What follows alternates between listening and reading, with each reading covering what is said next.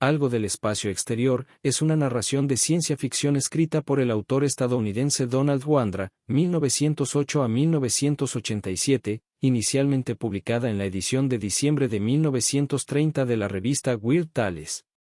Más tarde, fue reeditada por Auguste Derleth en la antología de 1949, El otro lado de la luna. Esta historia, posiblemente menos conocida dentro de la obra de Donald Wandra, sigue la travesía de Lars Louberg, cuya granja se ve envuelta en una misteriosa nieve roja con propiedades desconocidas y, posiblemente, de origen orgánico.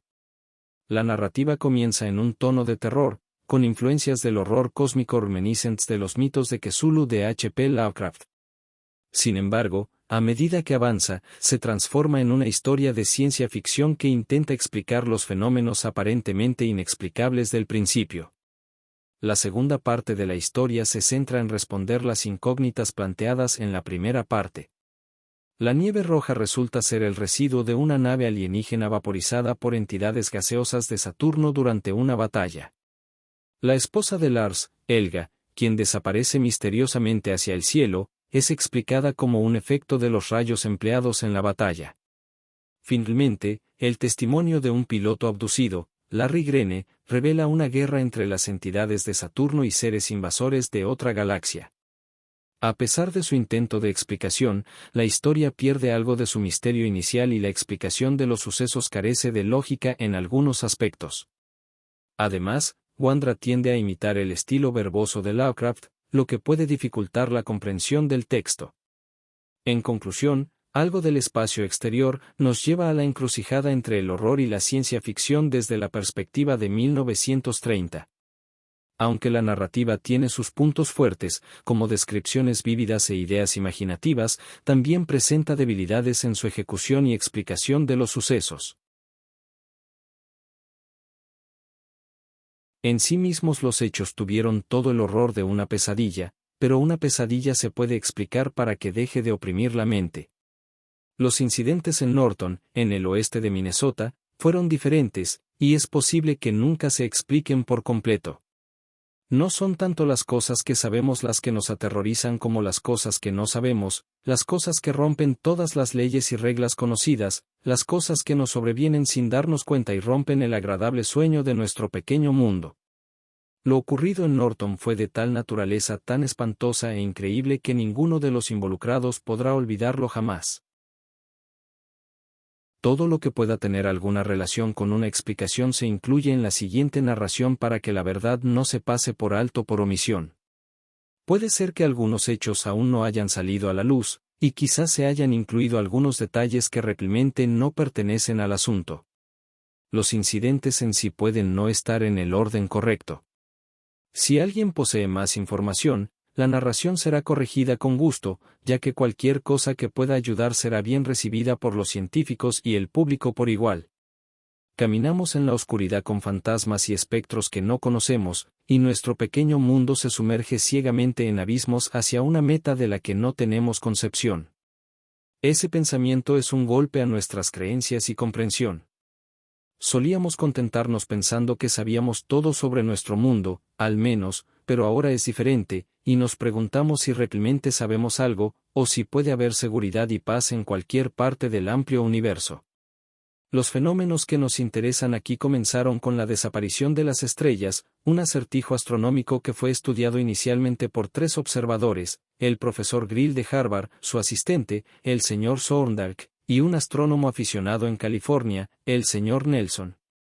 Una característica extraña de la observación es que el apagado ocurrió muy abajo en el horizonte occidental, mientras que el señor Nelson informó que tuvo lugar cerca de Saturno. ¿Debemos creer que una observación fue inexacta o que en realidad hubo 2 fenómenos simultáneos en diferentes partes de los cielos? A la luz de los acontecimientos anteriores y posteriores, la última conclusión parece más probable. Además, la observación del señor Nelson, realizada la noche del 28 de marzo, aparentemente está relacionada con una que había hecho la noche anterior. Según una nota que había enviado al observatorio de Mount Wilson, había estado examinando distraídamente el planeta Saturno la noche del 27 de marzo. La atmósfera era excepcionalmente clara, la observación perfecta. Los anillos eran tan nítidos y el planeta tan impresionante en su peculiar forma que se quedó mirándolo minuto a minuto. Así fue como sucedió lo inesperado incluso mientras miraba. Poco después de la una, apareció en su superficie una mancha de un resplandor tan cegador y deslumbrante que pensó que su visión estaba fatigada y que simplemente estaba viendo cosas. Apartó la mirada por un minuto de su telescopio. Cuando la reanudó descubrió que donde había estado el punto de brillo incandescente ahora había un punto de negrura. Mientras lo miraba con curiosidad, lo vio hacerse más y más ligero hasta que finalmente el planeta presentó su apariencia normal. El señor Nelson podría haber ignorado el asunto por completo si no hubiera tenido la formación científica suficiente para respetar el principio cardinal de nunca pasar por alto ningún hecho o dato. Así fue como escribió su observación y la envió debidamente. La desaparición de las estrellas, como se lo ha llamado, ocurrió la noche del 28 de marzo, y fue un fenómeno aún más extraño. En el acto de enfocar su telescopio en Saturno nuevamente para buscar una reaparición del punto radiante, el señor Nelson notó que una estrella repentinamente parpadeaba y desaparecía, otra se desvanecía y volvía a brillar un instante después. Al principio pensó que debía ser víctima de una ilusión óptica, pero siguió observando y vio que las estrellas que desaparecían y volvían a brillar estaban en una línea recta que, calculó, se encontraban en el curso entre Saturno y la Tierra. Fue un espectáculo curioso de ver, según Nelson. Era como si estuvieras paseando por una calle al mediodía y te detuvieras a mirar un diamante en un cojín de felpa negro en el escaparate de un joyero, y luego, de repente, el diamante no estuviera allí, para aparecer nuevamente un segundo después. No era como si un cuerpo sólido se hubiera interpuesto entre tú y el diamante, sino como si algo invisible hubiera cruzado tu campo de visión, algo que no pudieras ver pero que interceptaba los rayos de luz. La observación de los dos astrónomos de Harvard duplicó la de Nelson, pero dijeron que el borrado tuvo lugar en el horizonte occidental, lejos de Saturno. Más extraño aún es su afirmación de que las estrellas desaparecieron en una línea recta que progresaba en la dirección general de la Tierra. No se prestó mucha atención a estas observaciones inusuales, e incluso los tres observadores no tenían mucho más que una curiosidad ociosa. Por esa razón, debido a que nadie estaba preparado, el terror en Norton acechaba en la noche como un sueño espantoso, tan abrumador como la propia locura. Quizás el resto de la historia debería contarse a través de los ojos de Lars Louberg, un granjero noruego impasible que vive a unas 3 millas de Norton, porque fue alrededor de su granja donde se centró el terror, y él mismo fue un testigo de primera mano hasta que enloqueció y se suicidó. Se levantó temprano, como de costumbre, la mañana del 30 de marzo. Hacía frío en la granja y salió a cortar un montón de leña. Ya era de día y estaba nevando cuando abrió la puerta. Se detuvo más allá del umbral y miró a su alrededor con una expresión perpleja en su rostro. Con cuidado volvió sobre sus pasos hasta la habitación que acababa de dejar y se quedó allí, mirando a través del corral y los campos abiertos. «Helga», gritó en un tono curioso a su esposa. «Ven aquí». Llegó su esposa y los dos se quedaron en la puerta mirando un espectáculo como nunca antes habían visto. Todo el aire parecía resumar sangre. No se movía ni un soplo de viento, ni una nube flotaba en el cielo, pero caía una fina niebla, una sustancia que no era ni nieve ni polvo ni sangre, pero que tenía algo de la naturaleza de los tres. Los montones de nieve alrededor de la casa de campo que aún no se habían derretido por completo en los deshielos primaverales ya estaban cubiertos con un manto de color rojo parduzco, y minuto a minuto, mientras la materia extraña seguía cayendo del cielo, la capa del suelo se hacía más gruesa. Los dos se quedaron allí en la tranquilidad del amanecer con asombro y un poco de miedo, mirando la caída inusual y un mundo que estaba sangriento. Había un olor extraño en el aire, casi un hedor. A Lars le recordó a un gato muerto de 2 días con el que se tropezó una vez, y a un cerdo al que había muerto desangrado recientemente. Lars estiró el brazo y agarró algunas de las cosas que caían en su mano. «Mira», le dijo simplemente a Helga. La sustancia se derritió. No se escurrió como el agua. Se quedó en pequeños glóbulos aceitosos de un color como sangre vieja. En lugar de tener el olor fresco y terroso de la nieve o la lluvia, desprendía un olor desagradable que sugería ofensivamente algo muerto. Helga era supersticiosa. Se estremeció y se apartó de la palma extendida de Lars. «Nieve roja», dijo con inquietud. «No es natural, no me gusta». «Oh, Lars, cierra la puerta».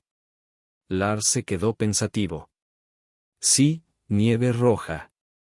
Tal vez signifique un mal año para los cultivos», luego se encogió de hombros y medio sonrió a Helga. «Pero probablemente solo es polvo en el aire que se mezcló con la nieve. Nada de qué asustarse y...» «Escucha», interrumpió Helga bruscamente. Lars dejó sin terminar lo que había comenzado a decir. Desde el chiquero llegó un alboroto de gruñidos y chillidos como nunca habían oído. En el establo, los caballos relinchaban estridentemente, y se escuchó el ruido salvaje de los cascos al pisar. Por encima del estruendo de los animales asustados se oyó el aullido lúgubre y lloroso de Jerry, el cali escocés. Lars salió corriendo de la casa.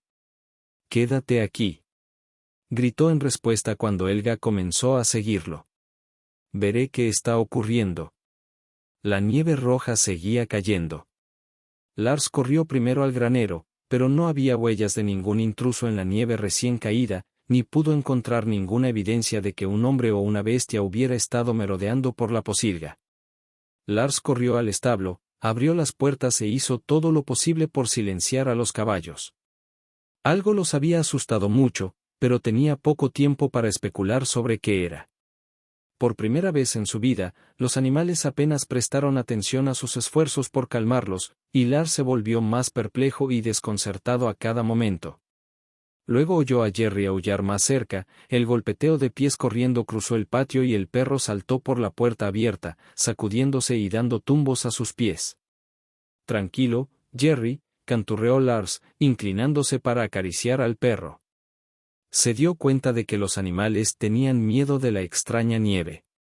No había mucho que pudiera hacer hasta que dejó de nevar, así que caminó entre ellos, hablando y dándoles palmaditas hasta que se quedaron un poco más tranquilos. Alrededor de las 7, la nieve dejó de caer. Los caballos todavía estaban nerviosos, pero gradualmente terminaron sus locos relinchos. Lars decidió que era seguro dejarlos ahora y regresó a la granja, secándose la frente.